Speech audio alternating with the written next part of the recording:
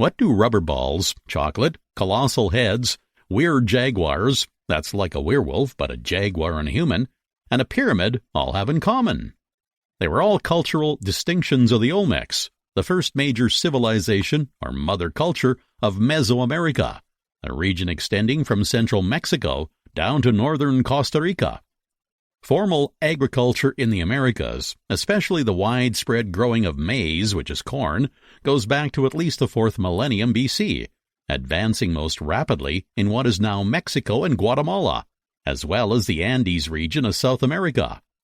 Among these farming cultures, the Olmec civilization emerged around 1600 BC in the swampy tropical lowlands close to the Gulf of Mexico, to the south and the east of what is now Mexico City. The rich and well-watered soil in this area supported productive farming, which provided food for a dense population, and the Olmec established 3 settlements overlooking the Teotihuacan River. We don't know the original Olmec name, but their chief settlement is known today as San Lorenzo Tenochtitlan, in what is now the state of Veracruz. To avoid getting confused with a different Mexica Aztec city named Tenochtitlan, we refer to the Olmec city as just San Lorenzo. San Lorenzo, a ceremonial center for surrounding agricultural villages, was built on a man-made plateau of 140 acres, which would have required toiling laborers carrying in tons of earth and fill in baskets. Archaeologists were amazed to discover an elaborate drainage system with water storage cisterns, sophisticated for this time period, even in advanced civilizations on the opposite side of the globe. An engineering masterpiece, the Aqueduct of San Lorenzo featured covered water channels formed from basalt, providing fresh water for the citizens. The settlements flourished over time, and by 1200 BC, San Lorenzo was at its peak. The city proper could have housed 5,000 people, with a possible population of 13,000 in the entire area, the first true city in Mesoamerica.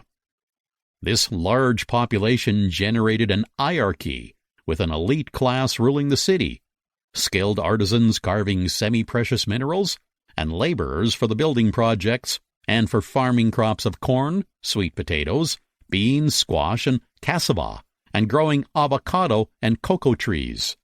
These foods provided the core diet of the Olmec, along with domesticated dog, their main source of protein, and fish and wild game.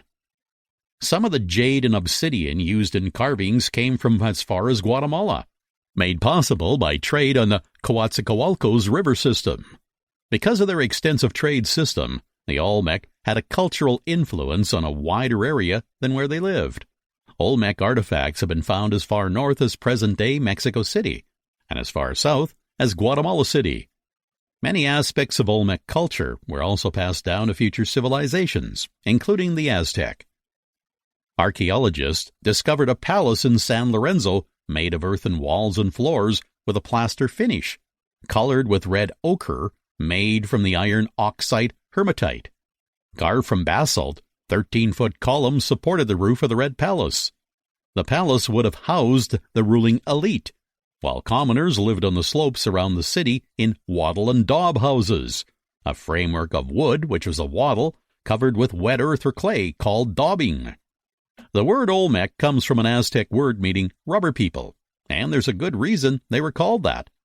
The Panama rubber tree is native to tropical areas in Mexico and Central America. The Olmec harvested the sap from this tree and mixed it with sap from morning glory vines to make it supple, so it could be used to form objects. They would press the rubber sap around stones and make rubber balls. Yes, rubber balls for ball games. The Olmec invented the first rubber balls. Rubber balls have also been found in Olmec sacrificial pits, indicating they might have been sacrificed to deities. They may have also used them under heavy objects, to roll them from one place to another.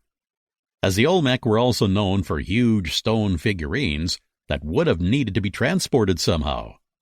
Around 900 BC, the city of San Lorenzo declined for unknown reasons, but most likely because rivers in that area changed course during that period. The city would have depended on the rivers for trade and for transporting basalt from the mountains.